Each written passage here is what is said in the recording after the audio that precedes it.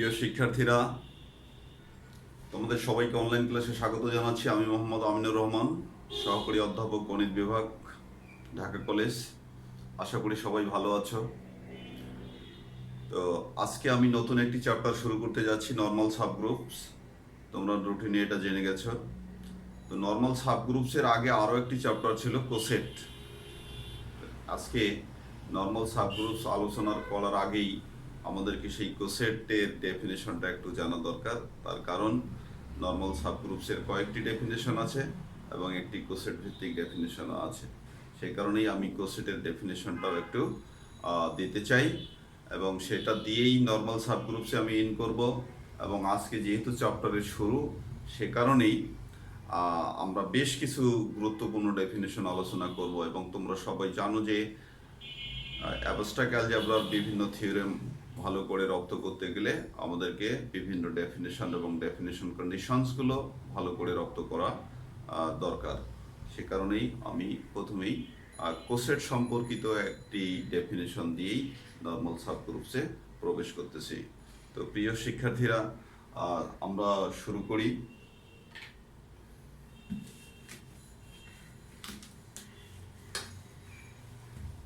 তাহলে কোসেটের ডেফিনেশনটা এমন ছিল, এটা লিখে রাখো একটু। আমরা চ্যাপ্টার কিন্তু নর্মাল সাবগ্রুপস, এটা খুবই একটা গুরুত্বপূর্ণ আমাদের চ্যাপ্টার। এটা শুরু করব, তবে আমি শুরুতেই একটু কোসেট সম্পর্কিত আলোচনা করব। কোসেট, ঠিক আছে? কোসেট, কোসেটটা কি? একটি আমাদের গ্রুপ লাগবে এবং একটি সাবগ্রুপ লাগবে। তাহলে সেই সাবগ্রুপকেই আমরা কোসেট বলবো, যদি এটা একটি স্পেশাল ফর্ম গ্রহণ করে। এবং সেটা দেখো, তাহলে আমরা সেটা ধরে নেই। If H be a subgroup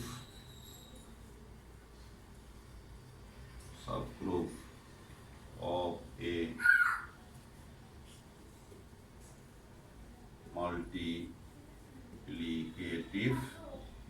multiplicative group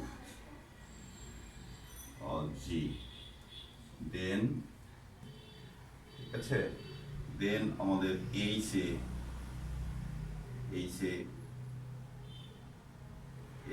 equal, এটার ফরমেশন দেখো। দেন ফর অল, এখানে একটা আমাদের A belongs to G, then for all A belongs to G, H equal H such that H belongs to H is called a right coset, and AH equal AH such that H belongs to H is a left coset, left coset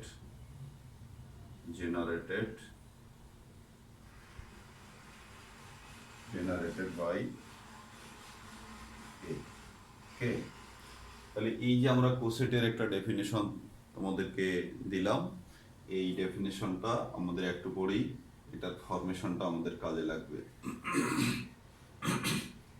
তাহলে আমরা কি বলেছি? If H be a subgroup of a multiplicative group G, then for all A belongs to G, HA equal HA is called a right coset and AH, অর্থাৎ ফরমেশনটা দেখো, এটা right side থেকে associate হয়েছে বিধায় এটা রাইট কোসেট, এবং এটা left side থেকে অ্যাসোসিয়েট হয়েছে বিধায় লেফট কোসেট। ডিয়ার স্টুডেন্টস, তো এই ছিল কোসেটের আমাদের ডেফিনেশন। তাহলে coset two types, left coset and right coset. যদি কোনো কিছু বলা না থাকে তাহলে তোমরা প্রথমটাই বলে দেবা। এই হলো বিষয় আমাদের। এখন আমরা এই ডেফিনেশনটা তোমাদেরকে মনে করাই দিলাম, কারণ আমরা কোসেটের চ্যাপ্টারটিকে আপাতত অতিক্রম করে এসেছি। আমরা পরে এই চ্যাপ্টারটি আলোচনা করব। আমরা আপাতত আলোচনা করব নর্মাল সাবগ্রুপসের উপরে। তাহলে আমরা এখন নর্মাল সাবগ্রুপসের প্রয়োজনীয় ডেফিনেশনগুলো দিতে থাকি।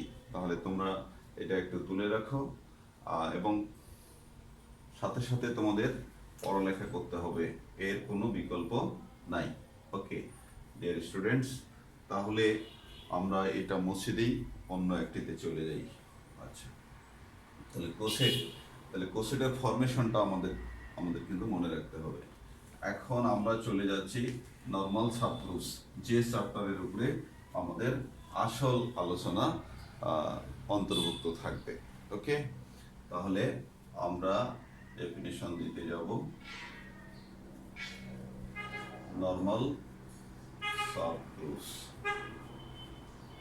ইয়েস, আমরা এখনই সেই ডেফিনেশনটাকে কাজে লাগাবো এবং আমরা এখানে কয়েকটি ডেফিনেশন দিতে যাব। আমরা ডেফিনেশন 1 দিতে যাচ্ছি, প্রথম একটি ডেফিনেশন দিতে যাচ্ছি। ঠিক আছে, আমরা কয়েকটি ডেফিনেশন দেব এবং প্রত্যেকটা ডেফিনেশনই আমাদের কাজে লাগবে। বিভিন্নভাবে এটা ডেফিনেশন দেওয়া যায়, তাহলে আমরা সেটা লিখি। তাহলে if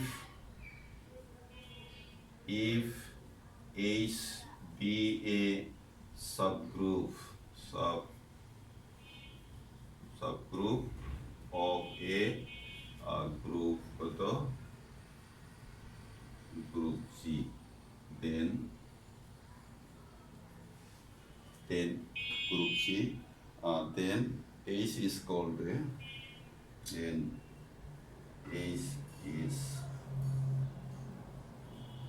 a normal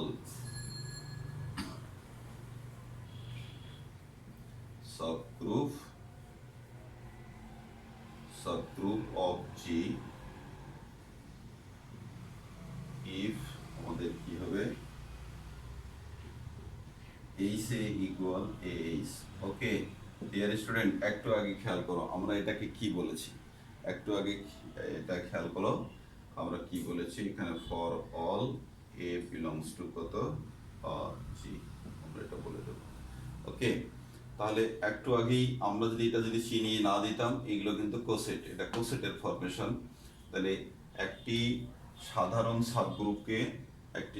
সাবগ্রুপকে আমরা নর্মাল সাবগ্রুপ বলবো যদি এটা লেফট কোসেট অ্যান্ড রাইট কোসেট দুইটা যদি ইকুয়াল হয়, অর্থাৎ অভিন্ন হয়ে যায়। লেফট কোসেট এবং রাইট কোসেটের মধ্যে যদি কোনো পার্থক্য বিরাজ না করে, তাহলেই আমরা এটাকে কি বলবো, নর্মাল সাবগ্রুপ বলবো। আবার দেখো, এটা কিন্তু কোসেটের ফরমেশন, একটু আগে আমরা কোসেটের ডেফিনেশন দিয়েছি যে ইফ, ঠিক আছে। তাহলে আমরা ডেফিনেশন 1-এ কি বলেছি, if H be a subgroup of a group G, then H is called a normal subgroup of G if H equal H। ওকে, তাহলে এই বিষয়টা আমাদেরকে খেয়াল রাখতে হবে।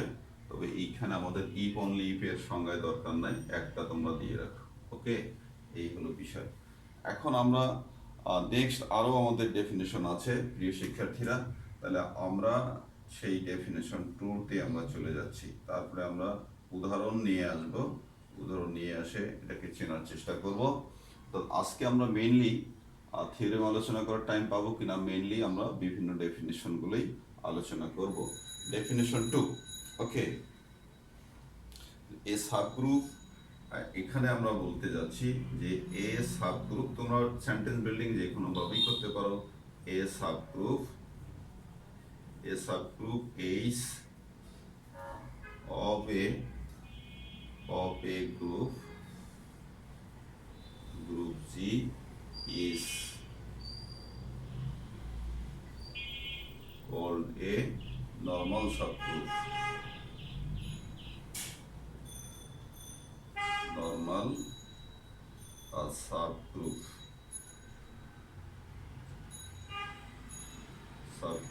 of কত G if, এই যে আমরা প্রত্যেকটা এই কন্ডিশনগুলো, এক একটা কন্ডিশন এক এক রকম মনে হবে।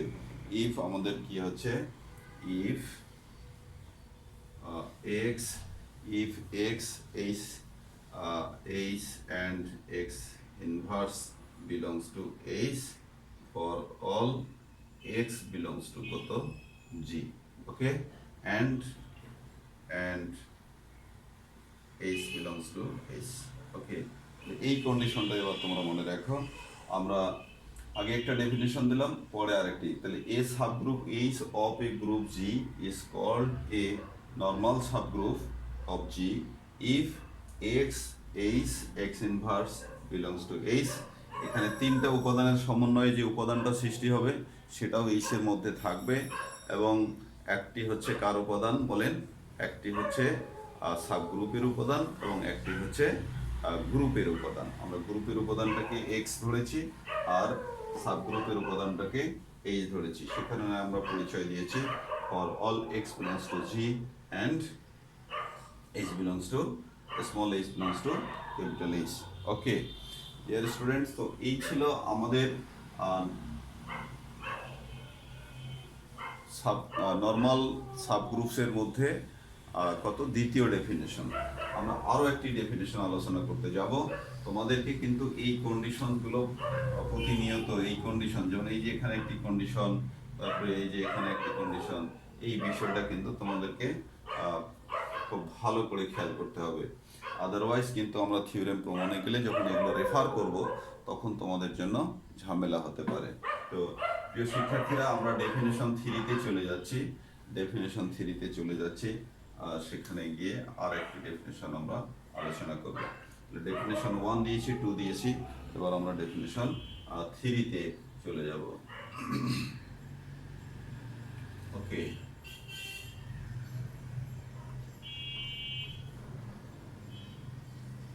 এইটা আমরা আপাতত ইরেজ করে দিলাম, আবার আমরা নতুন ডেফিনেশন এখানে আমরা শুরু করব।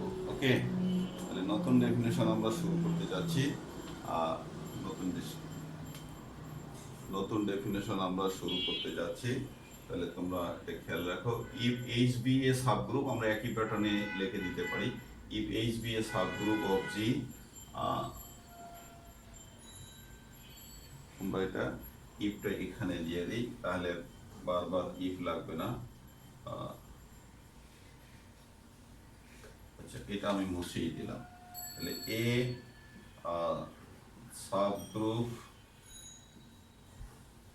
subgroup H of a group G is called a normal subgroup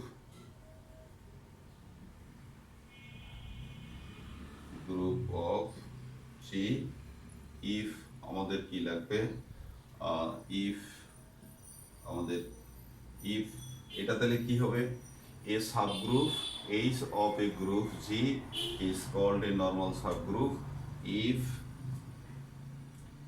x h x inverse equal কত h হয়। এবার দেখো, এবার প্যাটার্নটা কিরকম, ঠিক আছে। h ফর অল আমাদের কি হবে, অর এটা হতে পারে, অর কত হতে পারে, এটা অন্যটাও হতে পারে। এক্স ইনভার্সটা আগে থাকতে পারে, এক্স ইনভার্স এইচ আমাদের X is equal H for all X belongs to G. Okay, এই ছিল আমাদের ডেফিনেশন। হোয়ার আমরা একটা ফরমেশন দিতে পারি, এই গ্রুপটার ফরমেশনটা আমরা দিতে পারি। ফরমেশনটা কি সেটা আমি লিখে দিচ্ছি, ঠিক আছে। আমরা ফরমেশনটা দিচ্ছি, হোয়ার এই যে আমরা দিলাম যে X H X inverse is equals, আর ফরমেশনটা হচ্ছে X H X inverse such that H belongs to H. Okay, এই যে হলো আমাদের ডেফিনেশন। আগের পরে এটাতে কি ছিল, এখানে স্মল এইচ ছিল এবং সেটা সেই উপাদানটা আগের উপাদানটা কি ছিল আমাদের এক্স এইচ এক্স ইনভার্স, এবং সেটা বিলং করছিল এইচ, এবং এই রকমেরই পরে আরেকটি গ্রুপ ফর্ম করেছে, সেটা এইচেরই সমান হবে। ওকে, তাহলে এই আমরা নর্মাল সাবগ্রুপসের কথা বললাম। তবে এই নর্মাল সাবগ্রুপসের কিন্তু আমাদের বিভিন্ন নাম আছে, কয়েকটি নাম আছে। সুতরাং এই নামগুলো আমাদের থিওরেমে কিন্তু ইনক্লুড থাকতেই পারে। তো নর্মাল সাবগ্রুপসের আরও কী কী নাম আছে আমরা সেই নামগুলো দেখতে পারি, ঠিক আছে। তাহলে এটাকে আমরা ইনভেরিয়েন্ট গ্রুপ বলতে পারি, ঠিক আছে। তাহলে আহ, এই গেল আমাদের বিষয়। তাহলে এখন আমরা বলি যে নর্মাল এনবি, এখানে আমরা এনবি দিয়ে দিই যে নর্মাল সাবগ্রুপ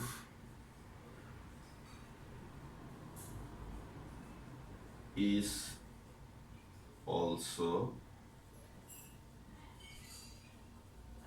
known as কি ইনভেরিয়েন্ট সাবগ্রুপস তোমরা বলতে পারো। ইনভেরিয়েন্ট, এই যে ইনভেরিয়েন্ট সাবগ্রুপ এটা বলতে পারো। তারপরে অন্য আরো তার নাম আছে invariant subgroup or self conjugate, or self conjugate বলতে পারো, সেলফ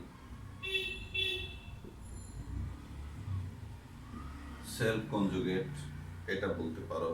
তারপর ডিভিজর গ্রুপ বলতে পারো, ডিভিজর গ্রুপ বলতে পারো। এভাবে তোমরা বিভিন্ন নামে তাকে করতে, নর্মাল ডিভিজর বলা যায়। আর অর আমরা কি বলবো, normal divisor, normal divisor, PIVISOR। তাহলে এই যে তোমরা নামগুলো দেখো, ইনভেরিয়েন্ট সাবগ্রুপ বলা যায়, তারপরে সেলফ কনজুগেট বলা যায়, নর্মাল ডিভিজর বলা যায়। তাহলে বিভিন্ন নামে কিন্তু আমরা নর্মাল সাবগ্রুপকে আমরা ডাকতে পারি। তো এই নামগুলো আমাদের পরিচিত হতে হবে। অনেক সময় তোমাদেরও 2-3টা করে নাম থাকে, দাদা এক নামে ডাকে, নানা এক নামে ডাকে, বাবা মা আবার আর এক নামে ডাকে। তো এরকম আমাদের নর্মাল সাবগ্রুপসেরও বিভিন্ন নাম আছে। আমরা সেই নামগুলো একটু মাঝে মাঝে মনে রাখবো, কারণ থিওরেমে যদি একটা অপরিচিত নাম ইনক্লুড করে দেয় সেক্ষেত্রে আমাদের জন্য ঝামেলা হতে পারে। তো প্রিয় শিক্ষার্থীরা, আমরা এখন এটার একটি ডেফিনিশন, আমি একটু এক্সাম্পল দিতে যাব। এক্সাম্পল দিতে গেলে আমাদের এক্সাম্পলটা দেখো, আমরা যেহেতু নর্মাল সাবগ্রুপ শিখলাম, আমরা একটি এক্সাম্পল এখানে প্লেস করতে চাই। কারণ এত কিছু শিখলাম, একটা যদি এক্সাম্পলই না শিখি তাহলেই আর কি হবে। তাহলে এক্সাম্পল আমরা লিখছি। এক্সাম্পলটা দেখো, আমরা জি কে একটা গ্রুপ হিসাবে নিলাম, জি এভাবে নিলাম। তাহলে আমাদের কত 1, তারপরে কত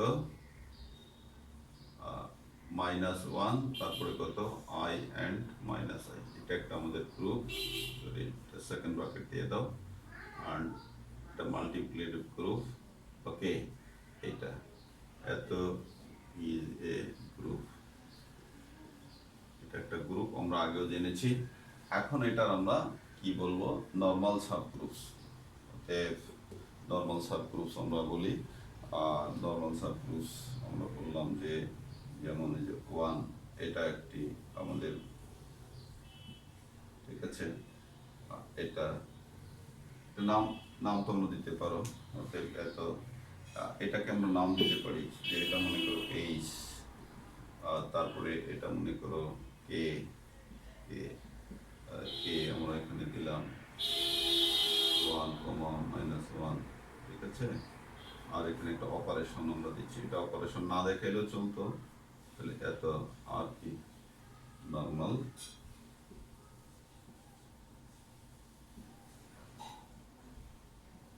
সাবগ্রুপস। ওকে ডিয়ার স্টুডেন্টস, এই যে আমরা একটি গ্রুপ এবং তার নর্মাল সাবগ্রুপসের উদাহরণ আমরা দেখালাম, ঠিক আছে। তাহলে এই বিষয়গুলো তোমরা খেয়াল করবা। আমরা একটি উদাহরণ দিলাম। এখন আমরা আরো কিছু ডেফিনেশনে চলে যাব। সেগুলো হচ্ছে ইমপ্রপার নর্মাল সাবগ্রুপস, ইমপ্রপার নর্মাল সাবগ্রুপস। এইটাতে দেখো ইমপ্রপার নর্মাল সাবগ্রুপস, তাহলে এই বিষয়টা আমরা বলতেছি ইমপ্রপার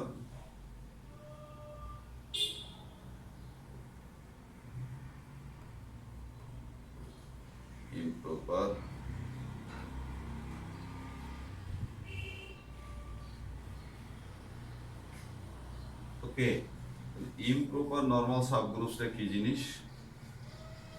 এটা হলো যে সেটের সাথেই সম্পর্কিত, সেটের আমরা সাবসেট অ্যান্ড প্রপার সাবসেট পড়েছি, ইমপ্রপার সাবসেট পড়েছি। অর্থাৎ প্রত্যেকটা প্রত্যেকটা গ্রুপেই একটি নর্মাল সাবগ্রুপ। তাহলে প্রত্যেকটা সেট কি নিজেরই সাবসেট হয়, প্রত্যেকটা সেট নিজেই নিজের সাবসেট। তাহলে সেই অর্থে আমরা কি পাই যে প্রত্যেকটা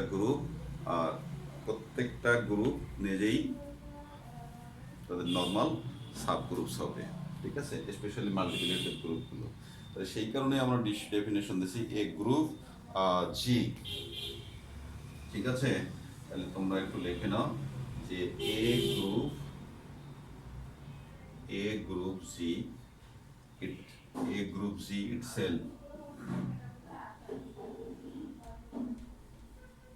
itself and a group G নিজেই এবং the subgroup and the subgroups subgroup contain only the identity element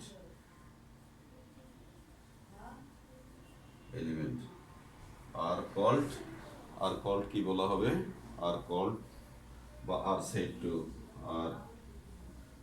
said to be improper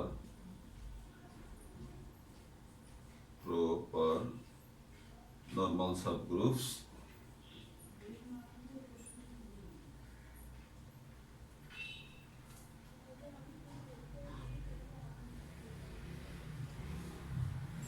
of কত জি। ওকে, খুব সহজ সরল একটা ডেফিনেশন। সেন্টেন্সটা একটু বড় হইতে পারে, কিন্তু আমরা কি বলতে চাচ্ছি সেটা দেখো যে একটি যদি আমাদের গ্রুপ যদি থাকে, তাহলে সেই গ্রুপটা নিজেই এবং আইডেন্টিটি এলিমেন্ট, তোমরা জানো যে আইডেন্টিটি এলিমেন্ট কিন্তু একটি সাবগ্রুপ ফর্ম করে, শুধু আইডেন্টিটি এলিমেন্টে একটা এলিমেন্টকে একটি সাবগ্রুপ ফর্ম করে। এই দুইটা গ্রুপ বাদ দিয়ে অর্থাৎ আমরা বলছি জি আর একটি হচ্ছে নর্মাল সাবগ্রুপ এই দুইটাই হচ্ছে ইমপ্রপার নর্মাল সাবগ্রুপস। ওকে, এই দুইটা হচ্ছে ইমপ্রপার নর্মাল সাবগ্রুপস। তাহলে প্রপার নর্মাল সাবগ্রুপসের বিষয়ে আসবেই। প্রপার নর্মাল সাবগ্রুপসে আমরা আর নতুন করে লিখতে চাচ্ছি না। কোনো গ্রুপের অনেকগুলোই নর্মাল সাবগ্রুপস থাকতে পারে, এই দুইটি ব্যতীত বাকি নর্মাল সাবগ্রুপসকে আমরা প্রপার নর্মাল সাবগ্রুপস বলবো। প্রিয় শিক্ষার্থীরা, তাহলে তোমরা এই বিষয়টা খেয়াল করো।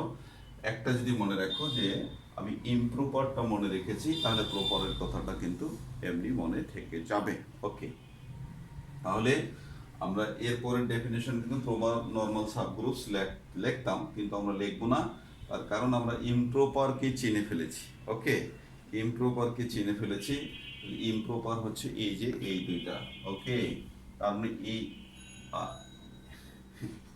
আচ্ছা, এইখানে যদি আমি বলি এই যে উদাহরণটা তোমাদের আছে, তাহলে এখানে জি নিজেই আর একটি হচ্ছে কত, এই যে এইটা।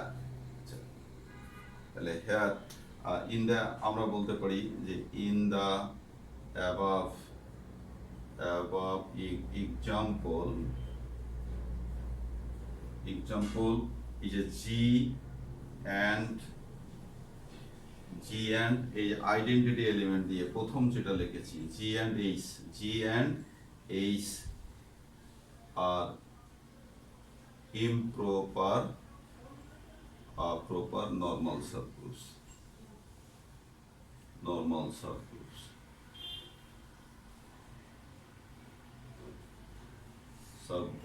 of কত G।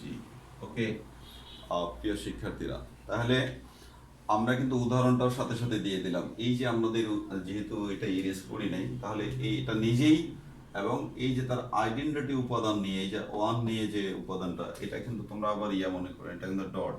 ওকে, ডট। তাহলে এটা এবং এটা একটা নর্মাল ইমপ্রপার নর্মাল সাবগ্রুপসের উদাহরণ। তাহলে ইমপ্রপার, তাহলে এটা অবশ্যই প্রপার হবে, এটা অবশ্যই প্রপার। ওকে, তাহলে এটা এবং এটা ইমপ্রপার, এটা হলো প্রপার। আচ্ছা, এখন আমরা অন্য কথা বলতে যাব। আমাদের আরো অনেক অনেক গুরুত্বপূর্ণ ডেফিনেশন আছে, আর প্রথম দিন আমাদেরকে একটু লেখালেখি বেশি, আর অ্যাকচুয়ালি পুরো অ্যাবস্ট্রাক্ট অ্যালজেব্রা জুড়েই লেখালেখি বেশি, কোনো সন্দেহ নাই। এখন আমাদের প্রপারের কথা আমরা বললাম না, এবার সিম্পল গ্রুপের কথা বলবো। ওকে, সিম্পল গ্রুপের কথা বলবো। তাহলে সিম্পল গ্রুপ আমরা কাকে বলবো? কোনো গ্রুপের যদি শুধুই ওই ইমপ্রপার নর্মাল সাবগ্রুপ বিরাজমান থাকে, তাহলেই আমরা উক্ত গ্রুপকে কি বলবো? সিম্পল গ্রুপ বলবো। ঠিক আছে, আবার বলি যে a group having only improper subgroups, improper normal subgroups is called a simple group, is called a simple group. তাহলে সিম্পল গ্রুপ আমরা কি বলছি? এ গ্রুপ সিম্পল গ্রুপের তোমরা কথা বলে দিতে পারো, এগুলো সিম্পল গ্রুপ। ঠিক আছে, মানে একটা সরল গ্রুপ। ওকে, তাহলে এটার কথা আমরা কি বলেছি? যে a group having only improper normal subgroups is called a simple group.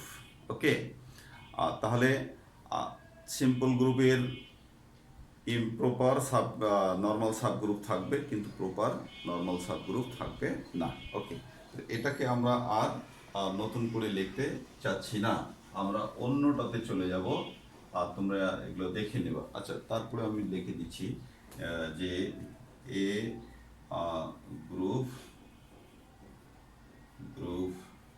Having only improper normal subgroups is called a simple group. Okay, এই হলো আমাদের সিম্পল গ্রুপের ডেফিনিশন। ডিয়ার স্টুডেন্টস, আমরা আরো এবার ম্যাক্সিমাল নরমাল সাবগ্রুপসের আমরা কথা বলবো। এইটা একটু দেখে নাও, ম্যাক্সিমাল। ঠিক আছে,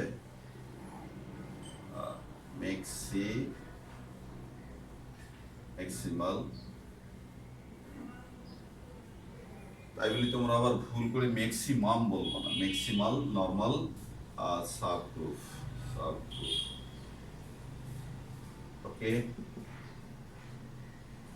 ম্যাক্সিমালের বাংলাটা আমরা যদি গরিষ্ঠ বলি, গরিষ্ঠ অর্থাৎ একটি বড় সাবগ্রুপ। ওকে, তাহলে কত বড় সাবগ্রুপ? একটি জি যদি গ্রুপ হয় এবং তার একটি সাবগ্রুপকে আমরা ম্যাক্সিমাল তখনই বলবো যদি জি এবং সেই সাবগ্রুপের মাঝে আর কোনো সাবগ্রুপ না থাকে। ওকে, আর কোনো সাবগ্রুপ, কম্পারেবল সাবগ্রুপ না থাকে, এইটা কিন্তু খেয়াল করতে হবে। অর্থাৎ বড়, কিন্তু আমরা এটা এক্সাম্পল দিব, দিয়ে আমরা সেটা দেখাইতে পারবো। কিন্তু এইটা খেয়াল রাখতে হবে যে আমাদের কি করতে হবে?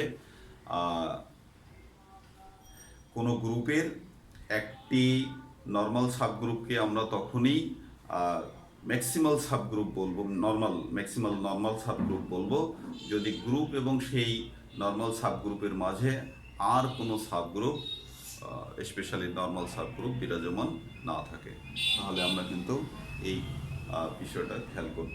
ওকে, তাহলে লেখো, আমরা সেটা বলে নেই যে এ নর্মাল সাবগ্রুপ এন, দেখো এ normal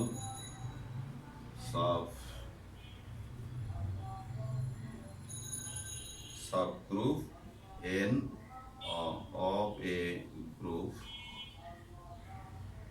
G is said to be, তোমরা বলে দাও, is said to be a maximal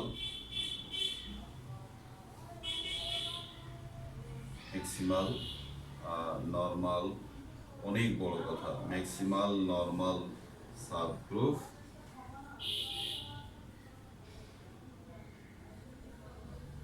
if there exist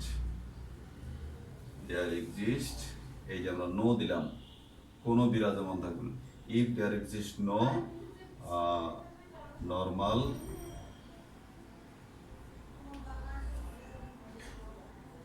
subgroup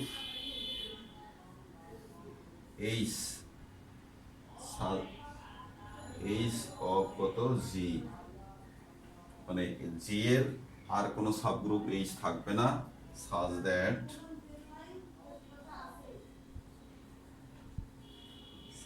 কি n subset of H or subset of G। ওকে, এই শর্তটা মানবে। আমরা একে দেখাচ্ছি, এইটা কিন্তু থাকবে না, আমরা বলে দিয়েছি। অর্থাৎ n এবং g এর মাঝে আর কোনো সাবগ্রুপকে তুমি পাবা না।